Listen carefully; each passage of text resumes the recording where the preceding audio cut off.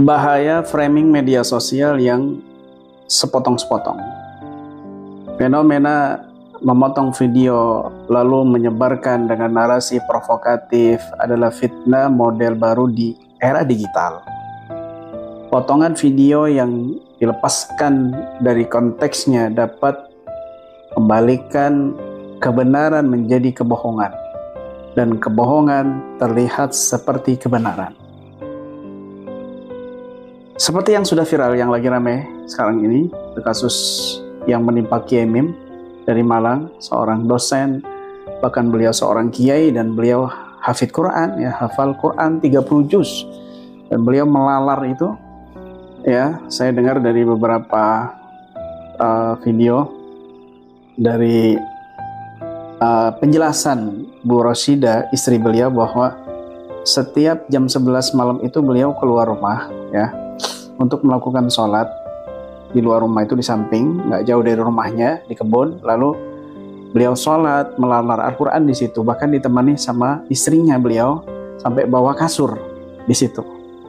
Nah, kebiasaan beliau begitu sampai subuh itu. Tapi biasanya jam 1 beliau itu bikin kopi ke dalam rumah, ya, kemudian istrinya bangun ngikutin, lalu kembali lagi. Dan nggak lama menjelang subuh beliau ke kafe, di situ dekat sama kampusnya, kafe di situ. Dia makan mie instan, ya. Kemudian balik lagi ke tempat itu. Sampai pernah menjadi insiden ketika beliau kembali, mereka berdua kembali ke tempat beliau di kebun itu, semuanya rata sudah terbakar. Ya, ada orang yang mau bakar. Masya Allah, sampai segitunya, ya. Padahal beliau di situ ibadah.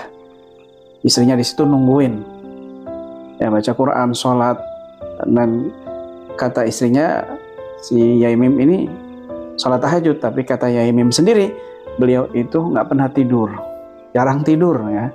Kalau bangun jam 11 sampai subuh itu jarang tidur, ya. Dan ini saya percaya karena juga mungkin kita sering mengalaminya seperti itu. Ya, kasus yang menimpa Kiai Mim ini adalah contoh nyata. Beliau pada awalnya dihujat netizen hampir se-Indonesia karena pihak lawan itu terus merekam kejadian lalu menyebarkan dengan framing negatif. Padahal realita di lapangan sangat berbeda. Kiai Mim justru berusaha meredam konflik dengan cara hikmah yang sudah kita jelaskan di video sebelumnya, yaitu hikmah siasah dalam politik Islam, atau tauriyah, atau ma'arid, atau ta'arid, ya. Tapi potongan video yang disebar membuat seolah-olah beliau dan istrinya berada di pihak yang salah. Bagaimana pandangan Islam terhadap potongan video provokatif?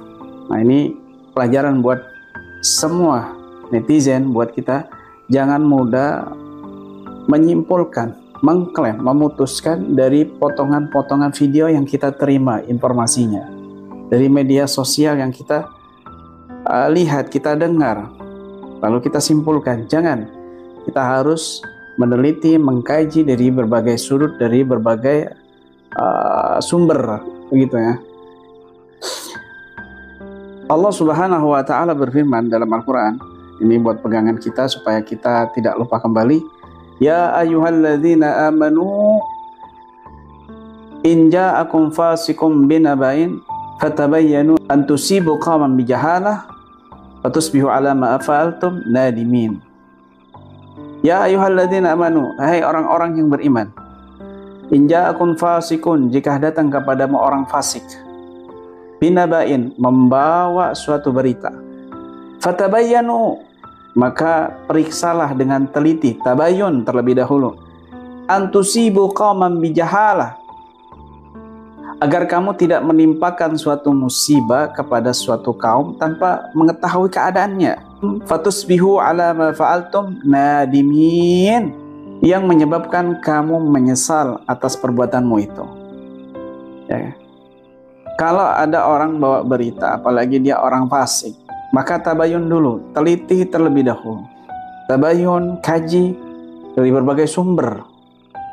Jangan sampai kita membawa berita, mendengar berita, lalu kita sebarluaskan kembali, dan ternyata itu salah persepsi. salah paham, akhirnya kita ikut menyebarkan provokasi, ikut menyebarkan fitnah, ya. Artinya, sikap seorang muslim tidak boleh langsung percaya dan menyebarkan potongan video atau narasi yang provokatif tanpa tabayun terlebih dahulu.